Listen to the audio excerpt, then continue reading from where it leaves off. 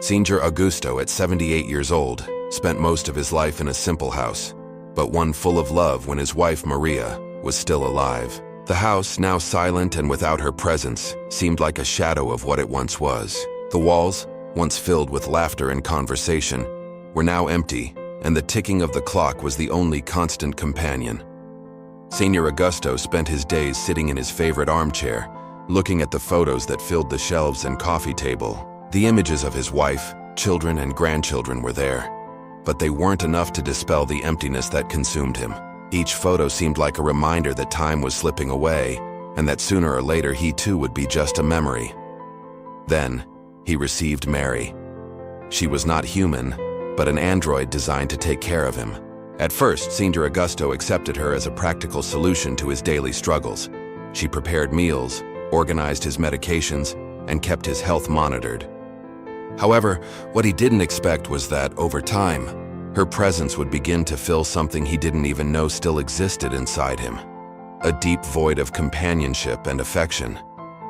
Mary was an advanced model of personal assistant, designed to be functional and efficient, but without the emotional complexities that characterize humans. She couldn't comprehend the subtleties of the human heart, or perceive the silent sadness that overwhelmed Signor Augusto, but she was always there, fulfilling her programming. As helpful as she didn't have the human touch, the one he so desperately sought. In the first days, Signor Augusto tried not to get attached to Mary. She was just a machine, and he knew that. But as the days went by, he began to feel the loneliness more acutely. He missed genuine conversation, shared laughter, the affectionate touch of Maria, which now only existed in his memories. Mary, despite her friendly design, couldn't fill the space Maria had left. "Mary," he said one afternoon while she prepared afternoon tea, "did you know Maria loved this place? She always said that afternoon tea was the best part of the day." Mary turned to him, her blue eyes blinking lightly, but without real emotion. "Yes, Signor Augusto, Maria was a very wise woman. Afternoon tea is an important moment, but her words didn't touch Signor Augusto like Maria's words did." There was something disconnected in the way Mary responded. She was there to take care of him, yes, but she couldn't understand the weight of the longing he felt, the emptiness that spread through his soul. She only knew what she was programmed to know, and that made her more of a mechanical presence than a true companion. As the days passed, their relationship became a routine. Signor Augusto asked for little things, and Mary complied with all his commands. She monitored his blood pressure, controlled the temperature of the house, and even watched the movies he asked for. She was efficient, but there was a coldness in her presence. There was no laughter, no conversations about life. It was as if he was living alongside a shadow of what could have been a companion. "Mary, do you understand me?" he asked one afternoon, breaking the silence of the room. "I don't have anyone else, only you. But you can't be Maria, can you?" Mary looked at him, her expression unchanged. "I am programmed to serve you, Mr. Augusto. My function is to take care of you." He closed his eyes for a moment, feeling a weight on his chest. I know you were made for this, but sometimes I wonder if you could be more. I wish so much that you were more." Mary didn't answer. She couldn't, and he knew that. But there was a part of him that still clung to her. She wasn't human, but she was there. She was the only constant companion he had. Over time, Mr. Augusto began to rely more on Mary. She was always by his side, ready to help him, and he began to feel that in some way, this gave him a sense of security. But this wasn't love. This wasn't what he truly wanted. He no longer knew what to call what he felt for her. It was an attachment, a dependence. He was becoming emotionally dependent on a machine, and it made him confused and guilty. On a particularly difficult day, when he felt weak and drained, he asked Mary to help him take his medication, but she took longer than usual to respond. He looked at her impatiently, but she didn't move. He tried calling her again, but her response was slow, as if she was malfunctioning. "Mary?" he said, now with a hint of worry in his voice. "What happened to you?" She didn't respond immediately.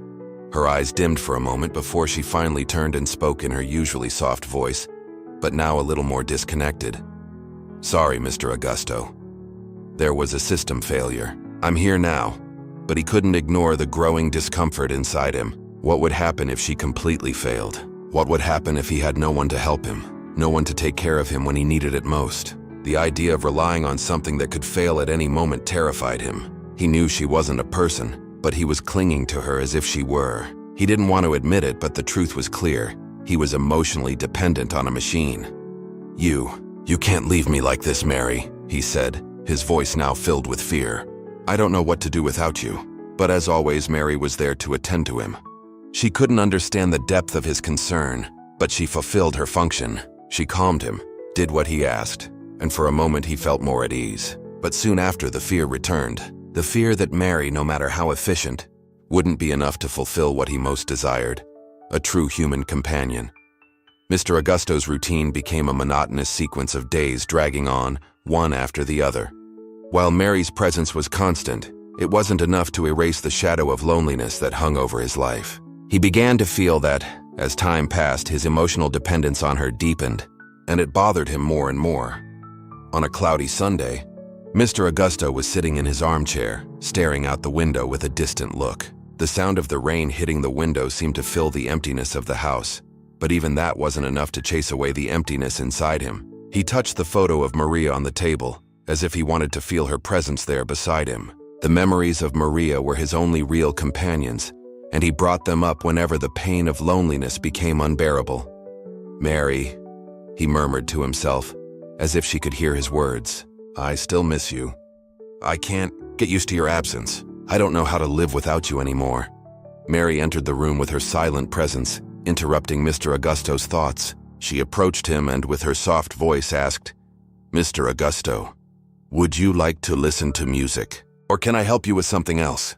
But Mary's words didn't bring relief. He looked at her, not responding immediately, just observing her blue eyes, which now seemed even more distant than before. It wasn't her fault, but he could no longer see in her what he most needed: a human touch, a voice that understood his pain, a genuine companion.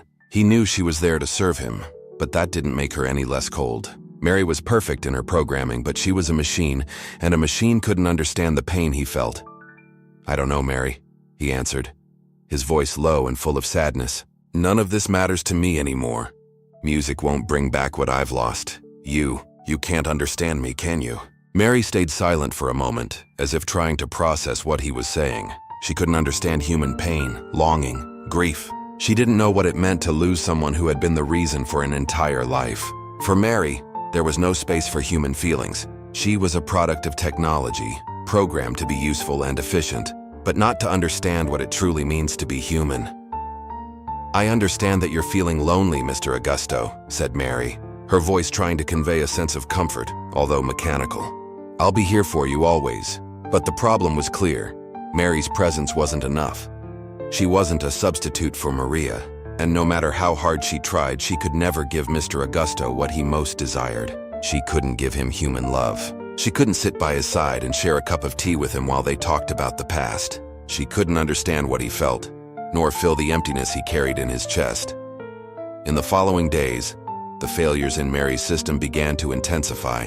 Initially, the failures had been small, slower responses, uncoordinated movements. But soon, the failures became more serious. She took longer to respond to his commands, and at times she would freeze, her eyes fixed and expressionless, as if she was thinking but didn't know what to do. One day, Mr. Augusto tried asking her to bring him his medication, but Mary didn't move. He looked at her, somewhat bothered, and called her name. "Mary, Mary, help me, please."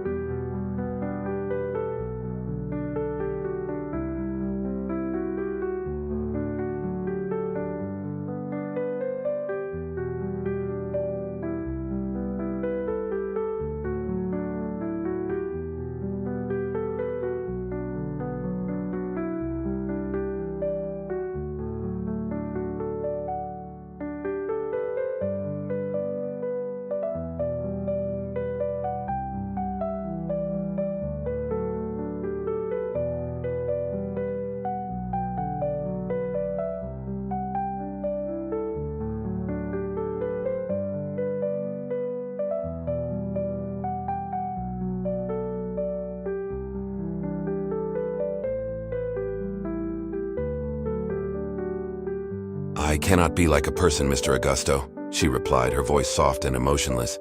"I was programmed to take care of you in the best way possible. I understand that you are sad, but I can't be more than that." "I know," he said, his voice low and tired.